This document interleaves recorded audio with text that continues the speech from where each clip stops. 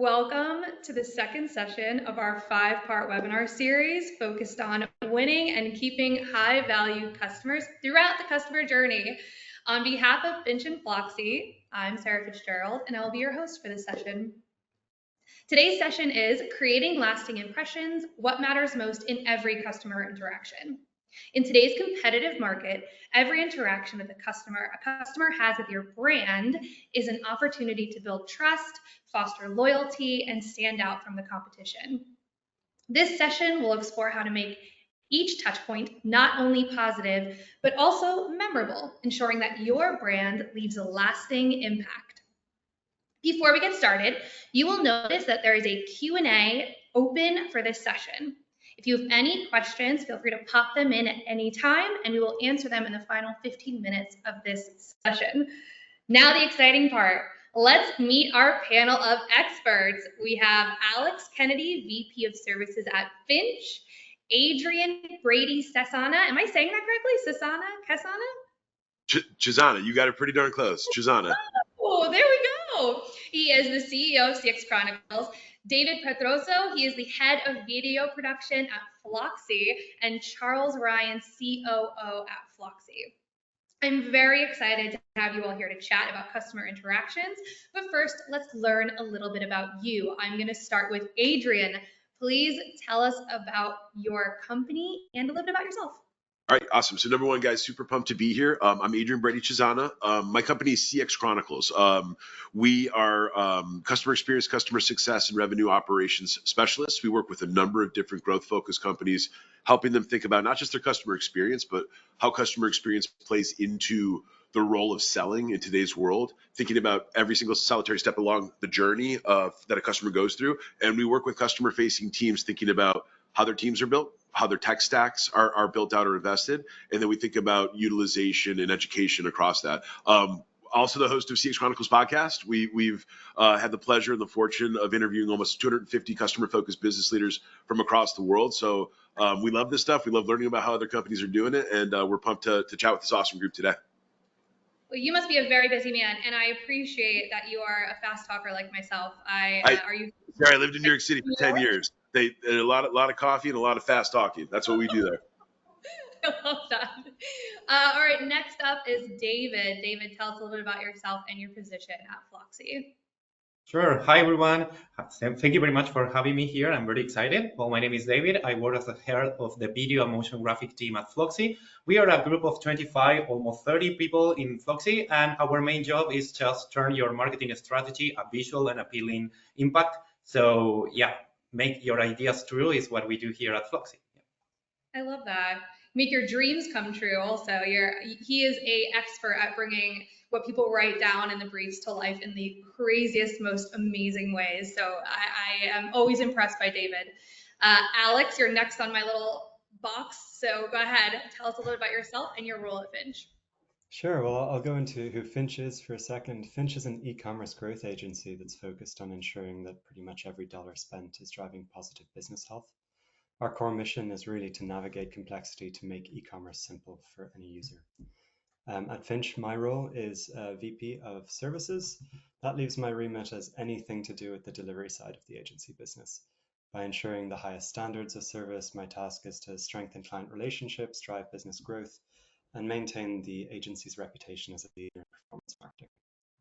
That is a very important factor in today's age, for sure. Reputation is everything. And last but not least, Charles Ryan. Tell us a little about yourself and your role at Flocksy. And Flocksy. Thanks, Sarah. I am excited to be here.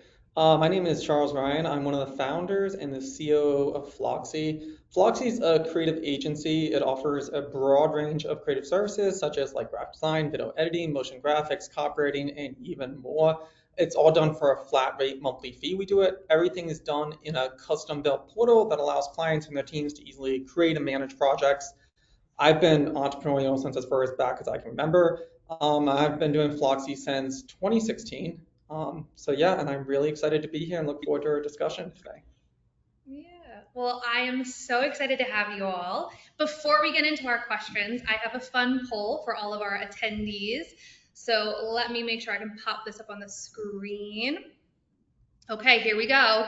You're gonna have 30 seconds, attendees, to pop in your choices. It is which factor do you believe has the biggest impact on creating a lasting impression with customers? So 4 choices there. I'm gonna give you about 30 seconds to choose. Ooh, I don't know, my fellow panelists, I wonder if you'll be surprised by the answers. I know in our first session we were quite surprised with what ended up being the leading response there. Oh, wow. We got a lead already with, oh my goodness, nope, I take it back. You guys are doing great voting here. You have about 10 more seconds to make sure we get those votes in. Nice. Oh, pretty split so far. Fantastic. All right, last chance. Okay. I'm going to end our poll there. So far, in the lead, we have personalized customer interactions is the factor that our attendees believe has the biggest impact on creating a lasting impression. Is anybody surprised by that, or does anyone agree with that response? I feel like I pretty much agree with that one there. Yeah, I think I agree with it.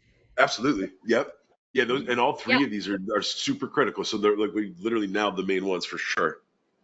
Yeah, absolutely. Well, thank you everyone for voting. You can find the responses to all our polls for the webinars in our upcoming ebook. End our poll there.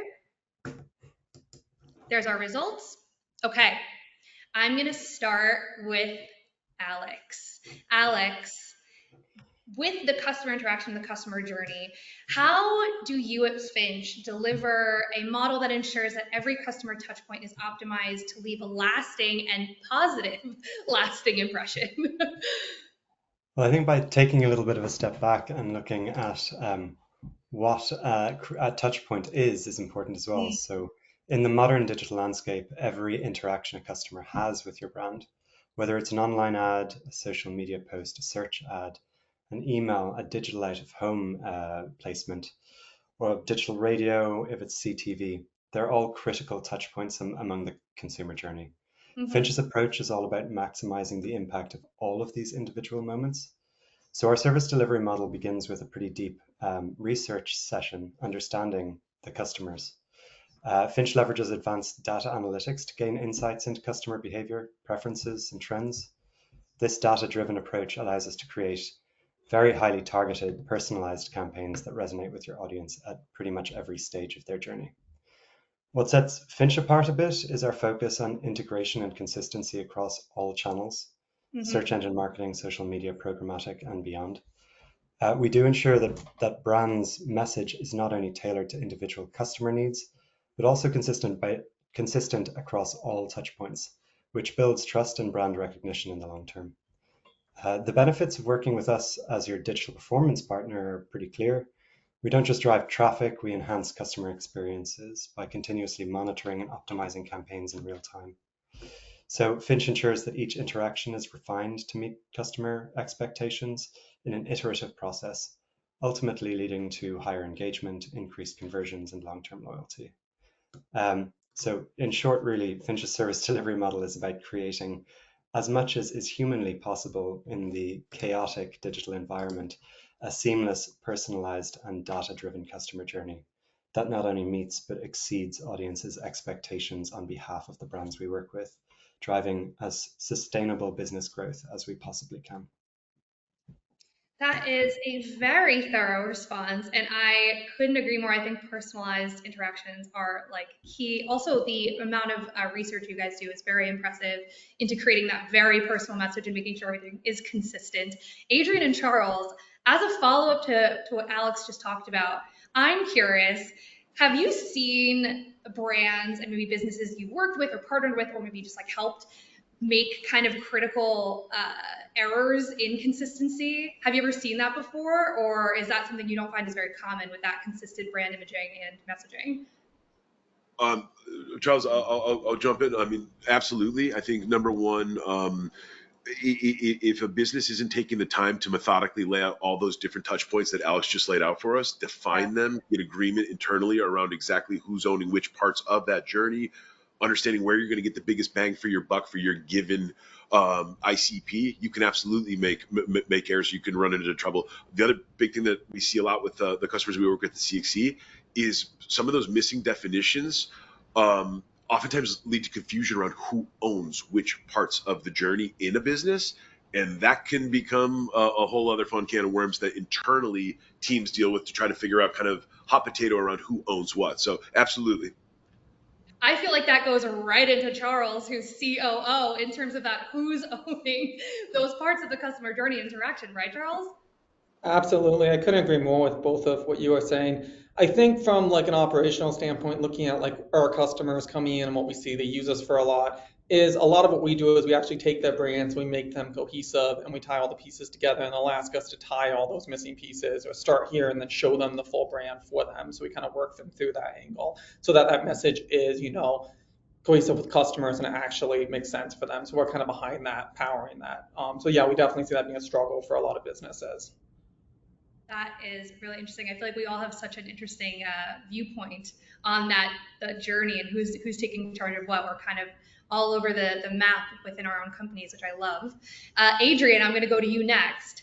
What strategies can be implemented within the customer experience management to ensure that creativity plays a key role in making every interaction memorable and impactful? So, okay, I'm going to piggyback on what Alex just talked about and jump right back into some of the granular parts of doing customer journey mapping. So number one at CXC, we've had the pleasure of doing hundreds of maps for a ton of different companies in different businesses, different spaces, different team sizes.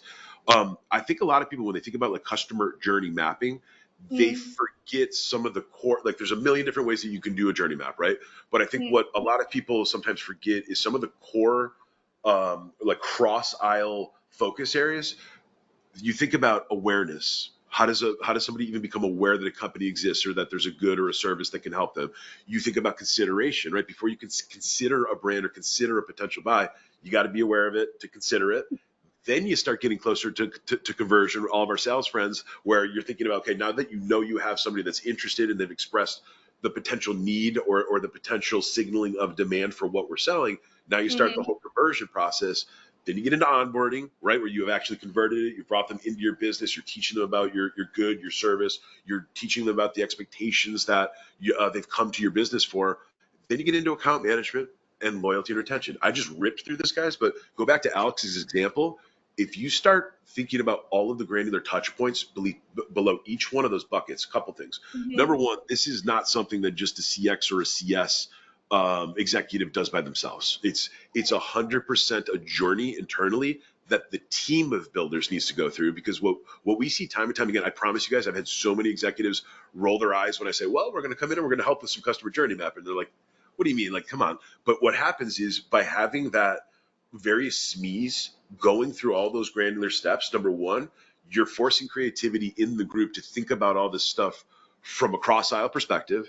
Number two, you're doing self-education, you're doing internal education, which is breeding employee experience, and you're bringing people involved, and there's a collaborative democratic approach to things. That's creative. And then lastly, there's a piece of ownership across the group for being a part of building what that journey and all those different touch points are going to look like. So that's one big area. Two other just quick examples for our attendees today. Taking time, if you can't do that, or if you're not going to get executive buy-in for that, or if you're not going to have the time or the capacity to do that, you got to start doing your customer listening tours, and you got to start doing your employee listening tours. And what I've always done with some of our clients is, it doesn't need to be the executives. It should be some of your extended leadership team members who typically know this stuff better than anybody. They know the good, the bad, the ugly. They know the product, the service better than anyone. But taking time to make sure you're getting people involved is going to be one of the biggest things that you can really kind of invest in and take time to do. Yeah. Wow. I mean, I'm curious, Alex and Charles, do you have anything to add to that, since you both are kind of in similar mindsets at your companies, especially about the fostering collaboration and coordination and everyone kind of working together on this journey? Do you have anything to add there? Because I think that's super important. Yeah, I couldn't agree more, jump in. I like all the points you covered. Adrian. I think that the ownership's a huge aspect of it. You talked about over each area as it goes through the steps for it and as the touch points happen along the way. And I think that we, like even at Flocksy, we try to foster a lot of that is everyone needs to be over those little areas and the collaboration is a huge effort. But I would strongly agree with that. Yeah, David, I'd agree. please, Sorry. please, Alex. I'd agree. I think also something that Adrian said that was quite pivotal is involving others outside of an executive team in some of the Yeah. decision making about what is happening to the customers in an agency environment. The reality is a very top level view often isn't good enough to give a rounded solution. And so we can hypothesize all we want at an executive level about what should happen, but the reality is often very different, and team involvement is always quite important. I was going to throw in there before I rudely cut you off, Alex, that David would have a good insight on this as well, because at Flocksy, we are super, like, we have meetings weekly about like customer success, and we meet with all the team leads, we meet with just the team members, and the team members and the team leads are working directly with our clients, and they hear everything, like you said, the good, the bad, the ugly. So we're then hearing in management what's coming up the ladder of like, this feature maybe needs to be altered a bit, or they're asking for this. So David, when you're in these meetings, what do you find the most important that is shared, or that the management is listening to when we're talking about collaboration from other team members? Yes, well, I think that something that Adrian mentioned that I think that is quite important is creativity. We are all a group of creativity, and I think that creativity is the best ally for a good marketing and visual strategy, we believe. Mm-hmm. Because creativity is not only just creating, avant-garde pieces or never seen pieces. It's just to asking ourselves, how can I make this video a 5-star video with the resources that I have and with the deadlines that I have? I think that this is essential just to generate good content related and customized to the brand strategy that we are working on, right? Therefore, we will see a lot of trend because we have like a big challenge, which is consistency. How do we have consistency when the world is just adding trends, are adding just a lot of things all the time? I remember that when 15, 20 years ago, when I went to my socials, were just let's say, to post my status, to share a song, my vacation or holiday. Right, something, right? Nowadays, we go to our socials just searching for information, a tutorial, a video of something, a skincare routine, right? So we use information at all times during the street, in advertisement, or in social media. Information is power. The way that we share that information with our audience, which is with a good marketing strategy, can generate a lot of a good impact actually, and just can turn viewers simply into fans, allies, or advocates of our thing, right? Yeah. So you're saying that collaboration will lead to that marketing strategy, which then will foster this amazing environment of information and passing the right information to the clients, which I think getting more people involved, that information is then accurate. Because we're not going to want to pass information that is not like relatable or memorable or even needed. You want the right information going to the right people. Thank you, David. I could not agree more. I have a little, when you were talking, Adrian and Alex and Charles, about these like little touch points, I have a direct memory that popped into my brain, and it's not like, I don't know if it's the best example, but I went to a hotel, and we were staying at this hotel. We walked in, we sat individually in this little office with the lobby. It wasn't a big lobby, it was like a one-on-one with a lobby representative who like got to know us and was like, oh, what do you like, what activities, and then tailored an activity list for us, and I was like blown away by this. Yeah. Then for me, like little things like that mean a lot to me. We called housekeeping, or not housekeeping, when you get food delivered, the concierge, and they greeted us by our first names. They were like, "Oh, hi, Sarah. How can I help you?" That I was like, "Oh my goodness!" Like I feel like a queen.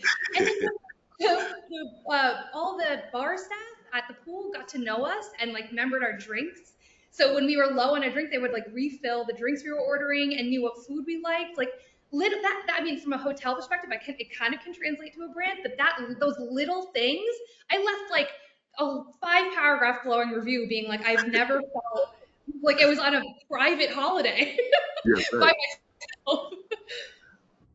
Well, number one, Sarah, that's amazing. Number two, this is what oftentimes big companies struggle with, that personalization. And if you think about it, guys, whether it's a piece of technology, whether it's software, whether it's a service, like having little keys or insights into your customers' information is mandatory this day and age. It's mandatory. So like a name is, come on, you got to know people's names, but knowing different things about them or different signals about them or different indications about them, it literally creates a feeling of there's a relationship here or there's a partnership here. And so like that is an awesome example. And that's something that every single company's got to really kind of strive for. Yeah, yeah. Well, I'll send you guys all the hotel afterwards if you're ever interested. I'll send the link. Well, I'm going to jump right down to Charles. Charles, from an operational standpoint, how do you ensure that creative and operational efforts are aligned to consistently deliver positive customer experience? That is a big one. I feel like that is a big area of sometimes friction. Yeah, so it's funny you asked that, Sarah. So we've talked a lot about, like Alex and Adrian talked a lot about either collaboration or different forms of it here. And with Flocks, there's a lot of key metrics, right, in that area. It's not one given thing that stands out or one thing you do. That's a ton of small things that happens. Mhm. But there's one word, as everyone's talking, really stands out even more so that we use at Flocksy specifically with our teams and stuff. And I think it's just collaboration, it really comes down to. I think that our teams, there's so much happening and there's several different layers to it and there's different touch points happening at different times. Like we have project managers and then we have the team. And that message needs to be clear. We found that if, for example, the project manager says something that the team member then denies in the future, it just creates a lot of distrust with users and that they immediately either cancel them because we're a SaaS model, subscription as a service. You really want to keep that trust building. You want to build it and not destroy it as you go forward. It might sound simple, right? But without effectively collaborating, no one really knows what direction to take. And that's what usually affects the client's experience the most, is they feel like we're offering one thing and then we're saying three different things. So we really use a really hands-on approach. And we discovered that if we focus heavily on collaboration and making sure that everyone's on the same page on a day-to-day level to not even month level, like just start of the day, to the week level, things are executed for the clients because they're subscribing month to month. We want them to stay with us a year, but the reality is that they're for 30 days and they could no longer exist. You're really trying to curate that experience for them. And what we've discovered is that the team approaches that and everyone is on the same page. It just produces better results for the client as a whole. And like we've tried so many things over the years, and I've also tried leaning into like automation and other forms of things, but at the end of the day, it's just people dealing with people. And those other people on your teams need to collaborate. They need to touch base. We have the appropriate meetings for that.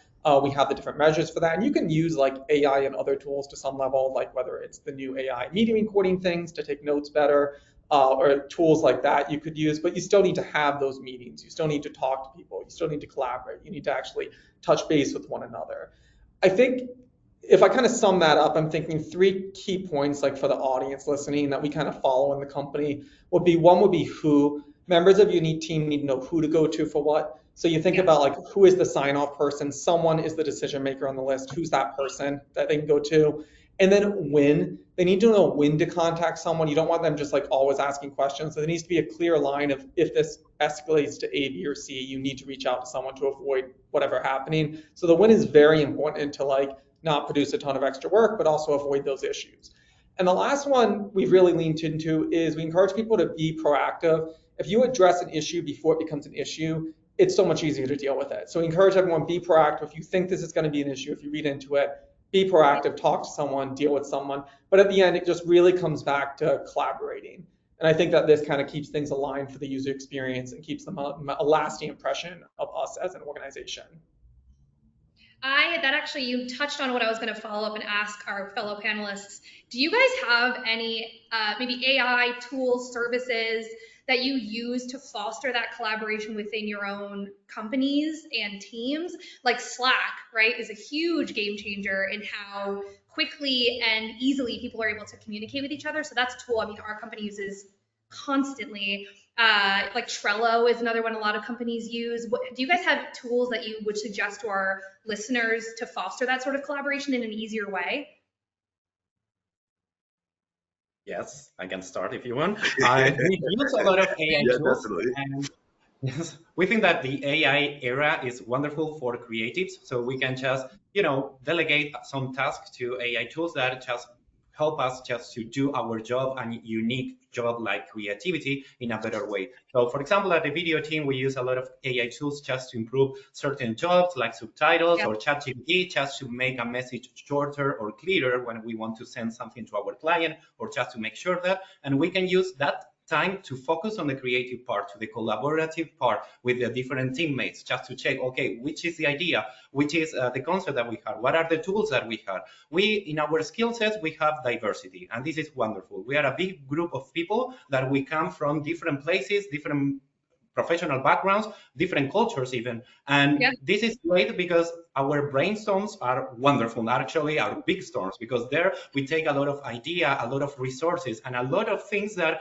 we might not be able to do that if we didn't just delegate that information to an AI tool, right? So for us, it's something that is really interesting and is empowering us and our tasks and our strategies. Yeah. Yeah, so you're saying you're using tools to make other tasks quicker and easier so that you can get back to collaborating more often. Absolutely, yeah. Okay. So at Finch, I suppose our view on AI is really, how does AI streamline processes, not replace things? And so when we look at what tools we're using, things like an AI note taker on calls for client-related meetings that auto-transcribe into a customer profile through integration, or generate tasks for a task management system, all without a client success manager having to lift a finger, is going to obviously save a huge amount of time for specific individuals that can be reinvested in innovation rather than day-to-day work. It also allows us to focus entirely more on customer satisfaction and making sure customers are happy. Decrease the amount of focus on note-taking and on-calls ask relevant questions about business health. And I think that's really where AI has impacted us in the best way, alongside a little bit of AI involvement in A/B testing. But we're just dipping our toes in the water until AI develops more to a way that fits into our business as well, because AI is live, it's out there, but it's not at the stage where it's going to be in a year, and we are in early stages of what AI is going to be able to do. So I am a firm believer of dipping your toes in, but not overly investing in something, because it's likely going to change in a short space of time as well. Absolutely. Adrian. So Sarah, like, just a super quick story. So a month or two ago, we were at Customer Contact Week in Las Vegas with all these different customer-focused business leaders running primarily call centers, customer success teams, inside sales teams, account management teams. This was obviously the biggest topic. I think most folks that were there were literally trying to get a quick and dirty crash course in terms of how the hell they should think about AI as executives and leaders. And to Alex's point, like, these are smart people who've been working in this space for a super long time that are just trying to dip their toes and understand how to make sense of what they should even be thinking about, what they should even be considering from an investment perspective, how to leverage all of this different technology, how to manage the pace, as Alex just said. So this is no doubt, this is going to be something that all of us are going to be thinking about. But in short, the biggest takeaway from all the conversations I had there was really about, how do you leverage AI to do some of the tasks, or do some of the day-to-day things, or the week-to-week things that typically took humans time, manual searches, manual run through, things that other smart people, and oftentimes highly compensated people, needed to literally sit down and have thinking time to do. So like, all of us are going to have to keep learning. Everyone should just remain open to sort of which tools make the most sense. To answer a specific question, what you asked, one of the things that we'll do with our clients at CXC is we'll leverage a tool called Perplexity, which will allow us to basically, so when we're doing customer portfolio reviews, for example, and we're going line by line by line by line through all the different accounts that a CSM owns, literally dumping an account name into Perplexity can literally give you what would have a few years ago taken somebody an hour to go through Google search, LinkedIn search, Google News search, finding updates. If you're talking about, for some of our friends that are selling to bigger companies or public companies, finding S1 information, finding all this information that public companies are constantly pumping out there. This is stuff that you can literally tee up a couple prompts and literally be able to walk in your portfolio review sounding like you know everything about every one of your clients. Now, over time, that is what leads to you knowing everything about your customers, or being able to manage up to your executive leadership team when you see signals, or when you see things that maybe indicate, hey, there's an opportunity here, or hey, there's a risk here. Such and such just got a new CFO. maybe we should be concerned about what's going to happen with, so like there's all these different ways to think about it. But I think, like, as Alex just mentioned, like, this stuff's going to move fast, guys. So just keeping an eye and keeping a pulse on what's coming out, finding simple, and it starts simple, just like anything. Start simple. Like 10, 15, 20 years ago, when we all started using like Google Docs, not everybody knew how to use everything overnight. It took time. And now look, my dad knows how to use Google Docs now at this point. So like, it's just being open-minded and constantly trying to learn. It takes like tidbits of what other folks are doing to kind of leverage some of this technology. Yeah, I mean, I feel very strongly, this is my opinion, but I feel very strongly that, and Charles, I might be saying what you're about to say, but that AI should be used for like tasks to save time and not for creativity. Creative tasks, AI cannot do. It doesn't understand humor, sarcasm, like any sort of writing you're doing, it's not going to sound like a person. But what you're mentioning, Adrian and Alex, those little like note taking, I cannot even express to you how much time that has saved me, those note taking apps. I mean, that's what it's there for, right? To save us time to get back to being creative and putting that energy into making our customers remember us in such a positive way. Like, I remember that hotel. That's what we should be doing. Charles, go ahead. I might have taken what you were about to say. No, not at all, Sarah. So I completely agree. For the sake of time, I'll just kind of cover Yeah. quickly, but I completely agree with what everyone's saying. One of the things I think I would say just as a whole, if you're not leaning into like AI to like reduce your workload, you're making a big mistake right now. I think as far as reducing workloads go, it is pretty well defined. I think to Alex's point, it is definitely growing and expanding. I think in the next year, people's minds are going to be completely blown with where it can go. I don't think they truly understand the areas this is going to go into, whether it's legal or it's something else. It's going to disrupt entire industries too. On top of it, slowly, might take 5 years, it might take 3 years. Those years are going to tick by, they're going to go quickly. So the whole world's changing in that way. But as a single person using it, or as a company, organization, any part of a business, you should be getting familiar with it and leveraging it, and not just as new products. I completely agree on the AI note takers and stuff. I would now don't know what to do without those. It probably has 4x my day, basically. I can send it into meetings I'm not part of, and I can get quick summaries of those meetings afterwards. And that keeps getting better and better too, this being present. Kind of started a little clunky, but now it's better to find. Now you can throw the transcript itself into, let's say, ChatGPT and ask it to further break it down with what the errors might be. And that will give you ideas like, it looks like this is a misspelling or something to answer questions. Yeah. So, and then on top of it, not just standalone features, but also using it inside existing products you're using, because they are adding. So pay attention when Google Docs adds AI to it. Pay attention to what you can do with it. Pay attention, Confluence is a popular, product. They've now allowed you to summarize things on the page, let alone articles, easily summarize it, get it done. You don't need to move it somewhere else. So be paying attention to when these big products are adding things that you can easily use, and it's cost a small amount to pay for so much of your time. Most people sometimes get a little too caught in the weeds with, oh, this is $40 or $50 per user. But the reality is, with what these users are making, that quickly catches up in a month period. So kind of understanding where to put that money and the time to use versus your time. 100%, Charles. I could not agree more. I'm sure everyone's nodding, so I think everyone's like, absolutely, that is correct. Well, I mean, we're on to our question portion. Time has flown. Time flies when you're having fun, right? So I'm going to get some of our listener questions out there. And this one I find very interesting. So I think some people have very strong feelings either way about this one, but it's about A/B testing. So how can you balance the use of traditional A/B testing and AI-driven insights to kind of like refine those creative strategies? So how are you balancing A/B testing with AI, or are you doing A/B testing still? I know nowadays it kind of can fall to the wayside with all these AI, Meta's platform and all that. How are we feeling about that these days? Alex, I saw you unmute straight away. Please. So I think integrating traditional A/B testing with AI-driven insights can create quite a powerful synergy for optimizing, especially content strategies. A/B testing is tried and true. It works. But if you're just comparing different versions of content to see which performs better, you're not really getting the full picture. It can often operate within predefined parameters. It focuses on specific variables like headlines, images, call to action, buttons. While that's effective, it can sometimes miss the bigger picture, especially when it comes to identifying some underlying trends or more complex patterns in audience behavior. So that's where AI can come into play. Yes. It can analyze a vast amount of data far beyond the scope of traditional A/B testing, uncovering trends and correlations that may not be immediately apparent.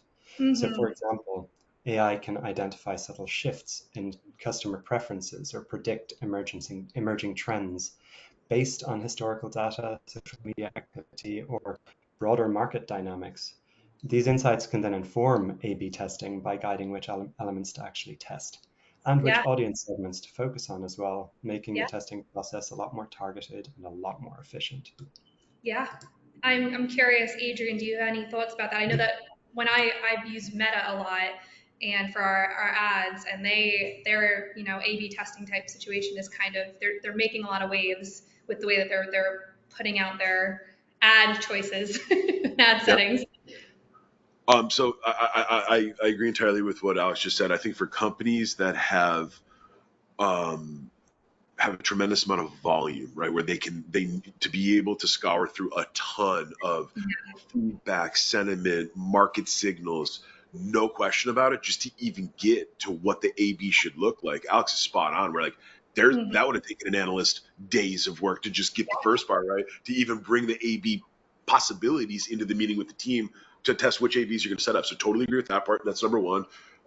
Number two, I think that um, it's amazing how many companies still miss how you can leverage AI to take the activities that are already being done. For example, take a company that's got hundreds of people on an inside sales force, okay? Yeah, And they're smiling and dialing every day. They're talking. They're doing tickets. They're doing their activities, whether they're transcripts or not.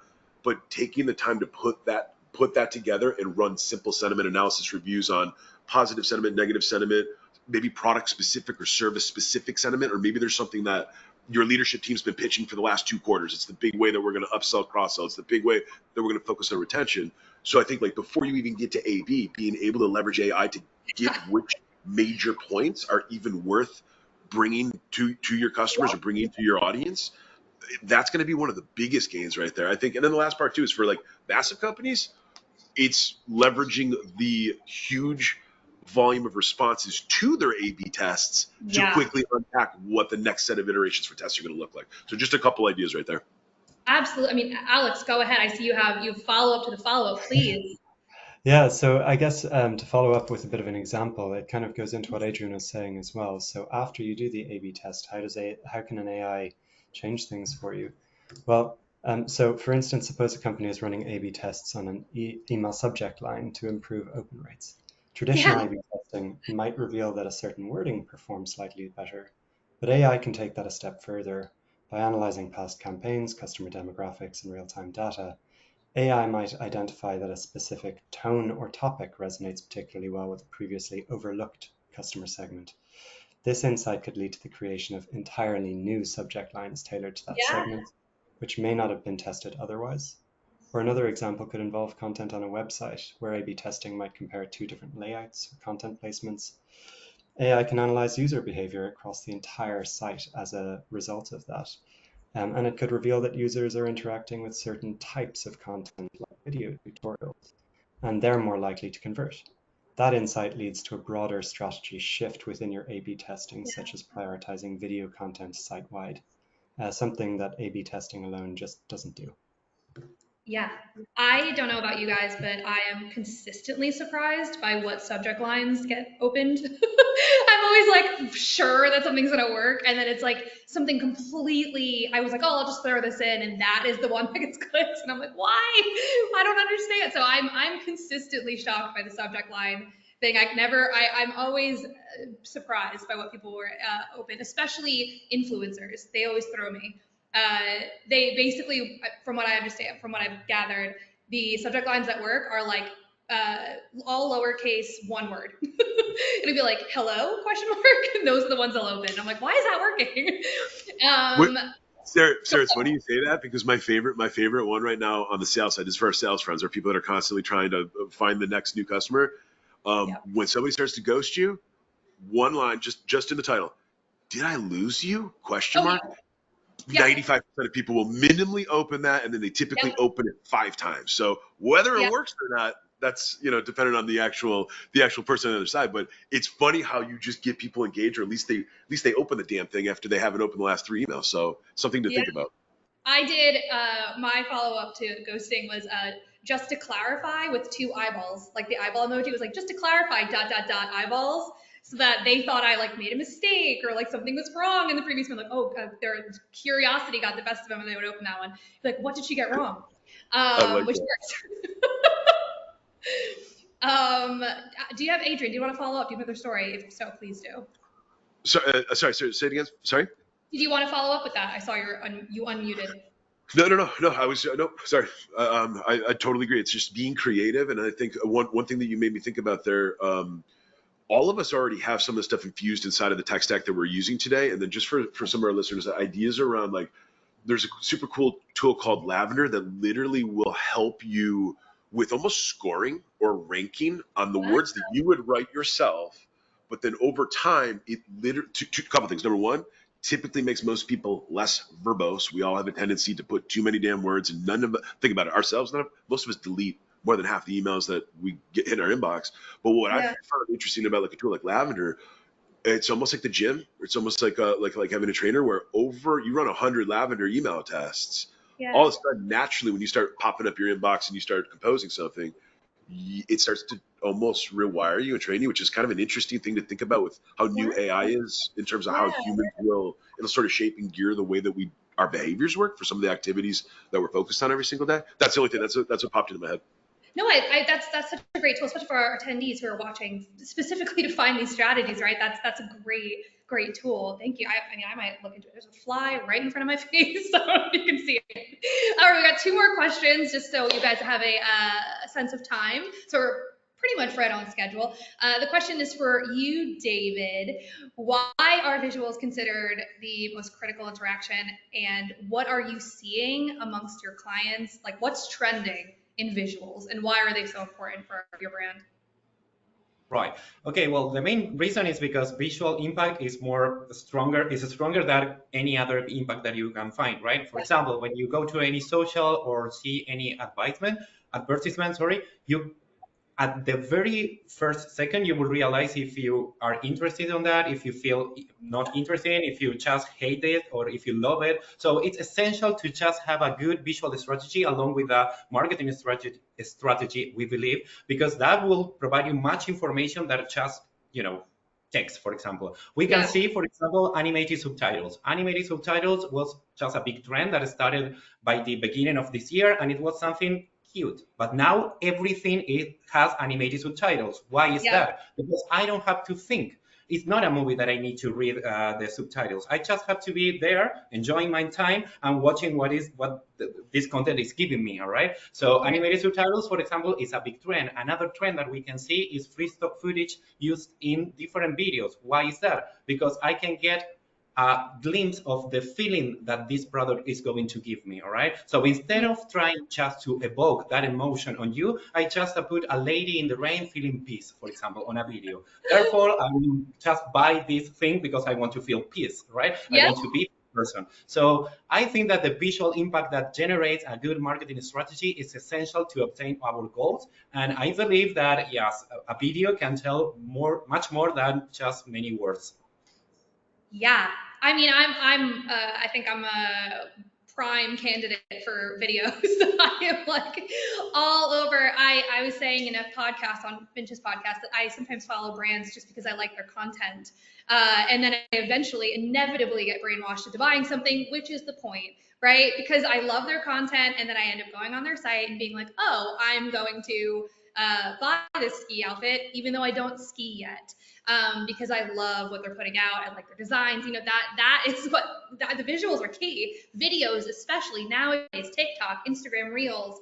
I mean, even for a second B Reel, you couldn't advertise on that, but people were grasping for these like sort of ways to connect with each other visually. Alex, please go ahead. I see your hand up. Sure. So I think it's important to remember about what actually resonates from an advertising point of view, and it's very much psychologically based.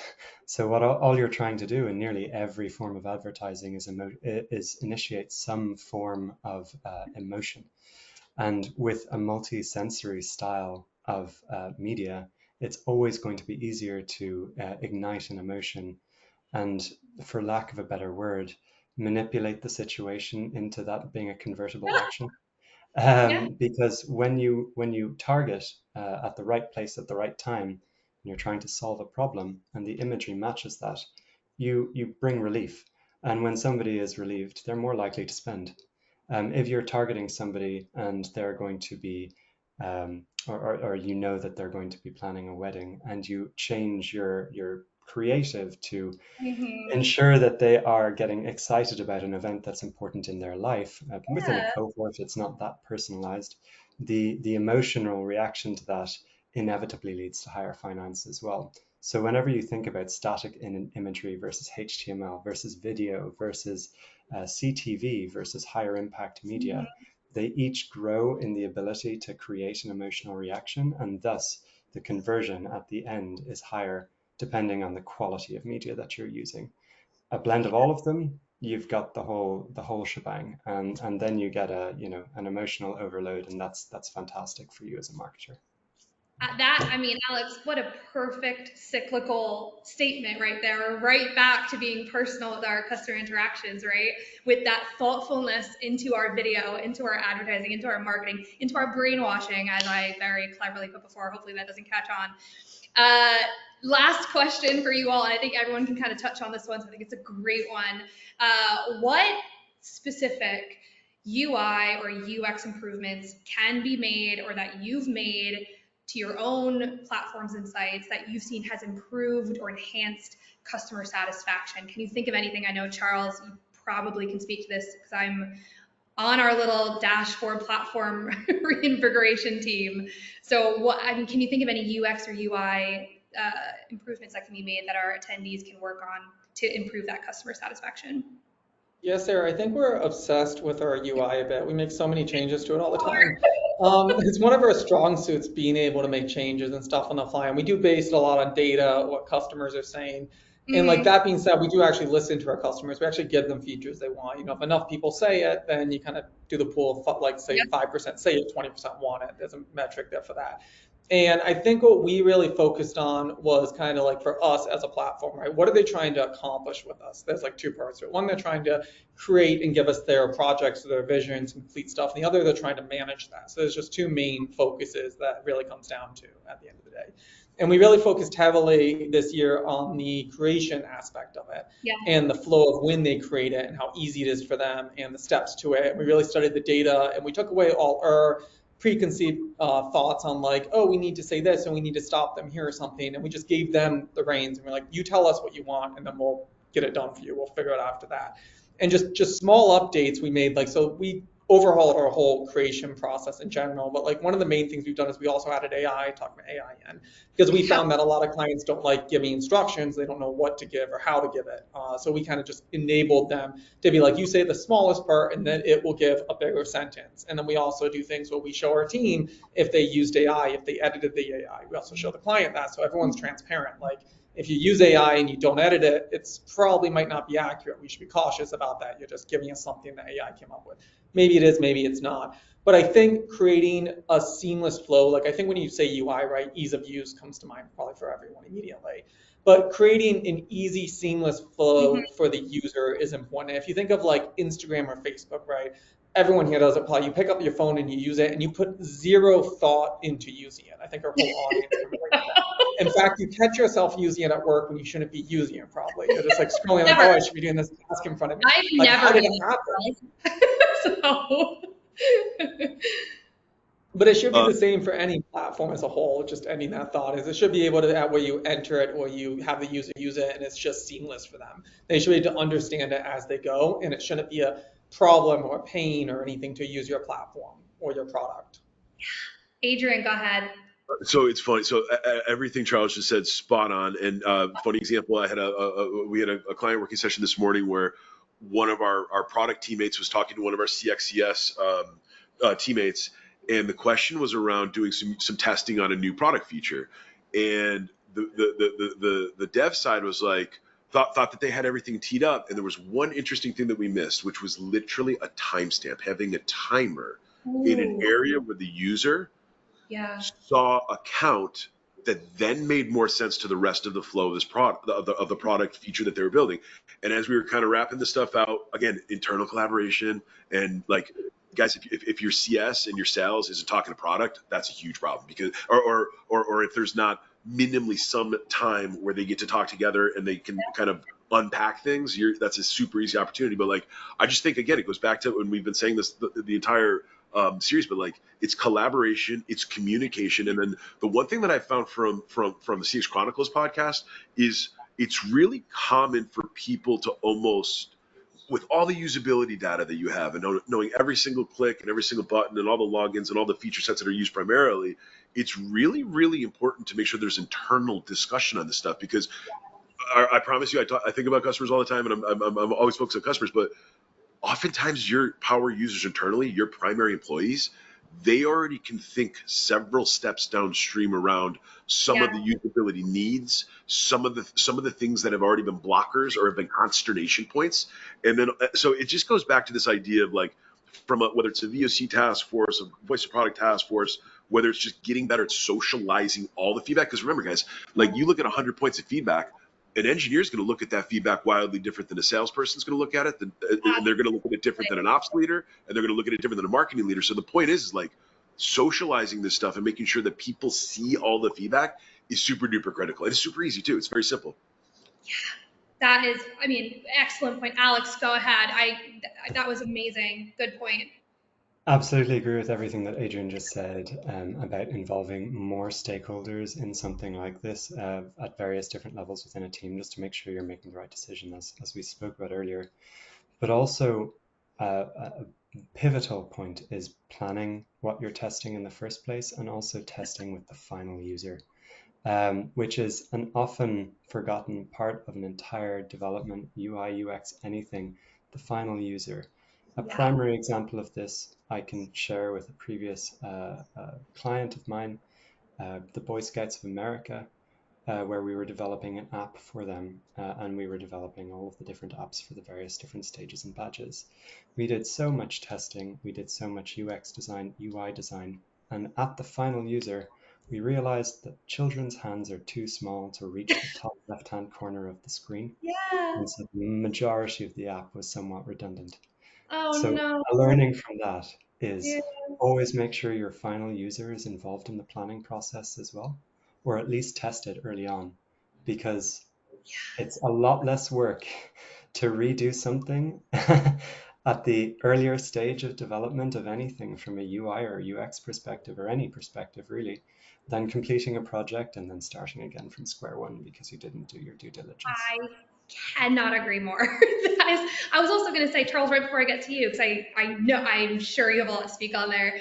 I was going to say that feeds into my comment to follow up, that was also accessibility, right? For UX and UI, accessibility, I think, is something that, by not on purpose, but gets overlooked, because we're thinking about like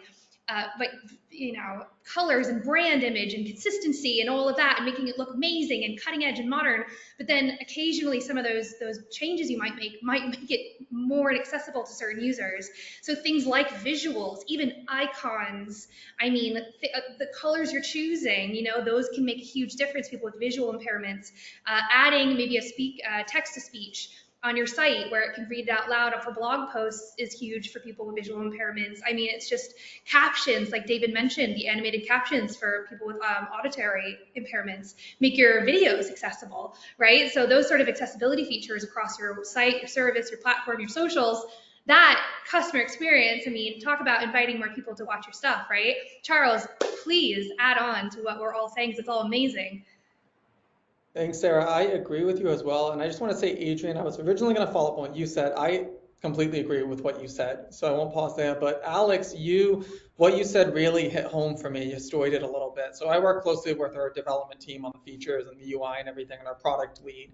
And something we've had to implement over the last 2 years, let's say, collectively speaking, is that now what we do is we sit down, because you got a lot of features, we do a lot, and sometimes you're right, we put it in, it's like, how is this even functional? How is it usable? Like, what is that accomplishing? It just got lost somewhere in translation from the idea to getting it done. So now we just look at two main things kind of to solve that problem. One is before we proceed with any feature, we have a forced meeting. We don't leave it, we don't proceed, let's say at least, until we answer the question is, what is the actual problem? So if someone comes up with an idea or a customer says something, we don't focus on people jump too fast to solutions and let's do this or let's add this feature. We say no one does anything until someone can clearly state the issue.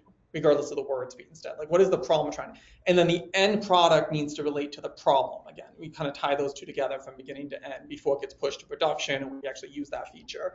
And often if we do hit the nail on the head, it works great. But you're right, sometimes you push a product or a feature and it's just like, oh, wait, this looks great, it sounds great, but the person that's using it can't physically use it. So accessibility also, Sarah, goes back to what you were saying directly there. And a quick story, just like something we did recently, I thought of a small project we did. We identified an issue of talking about collaboration and communication in our own platform. And the team, we hear feedback come up from project managers, from the team and whatnot. It makes it to meetings and we look at that data.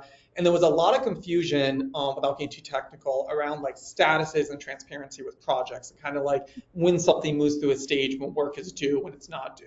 So we sat down with our UI designer, we kind of went over things. We were like, how do we show everyone clearly what happened, the actions that happened, and who did the actions, and why that action happened, kind of those three problems. So we implemented, like, we called them like project status breaks in our like the flow of the projects. And the moment we implemented those and went live, we had 100% success rate with people stop asking questions or issues in that. No one asked questions afterwards. It just completely ceased to exist. So that's an example of like thoroughly solving a problem where it was actually the issue was confusion and the issue was lack of transparency. And just by default, it was an oversight on our part. And just by adding a minor update, it wasn't even a big update, it just completely fixed a problem for everyone on the teams and clients and things. So sometimes just focusing on the problem first and then really being specific and making sure that it fixes it more than it looks pretty or sounds great or anything really just solves the company's purposes.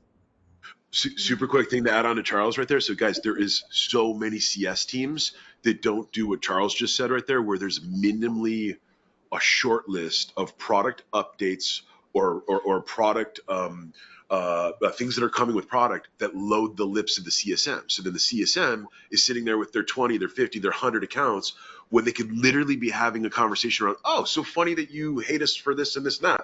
We are literally already building new solutions for these two. Now, the third one you told me about, not going to lie, that's not on our product list right now. That's actually something that I'll have to take. So it's like even that, when you talk about becoming a strategic partner or creating so much value to create a long-lasting relationship, people need that information, and to Charles' point, that transparency. And you can start simple. I'm not saying you have to have fully loaded project management board sitting in front of every CSM, but like short list, guys, short lists of big things for this month, big things for this quarter. And then more importantly, so many people struggle with, I've talked to so many product execs that are like, man, if I could just get more information, your CSMs better be loading that up in some type of bucket for your product side for them to at least be able to sift through and understand sort of what they can make sense of, or to drive more internal conversation. They might not understand something gets dropped in the bucket. They go have a conversation with the CSM or they do a Slack with the CSM. All of a sudden they're like, oh, wait a minute. We've literally been talking about this for a year. We already have a bunch of ideas for how we can build. So like, again, it's that communication. It's that transparency. Totally agree with Charles there.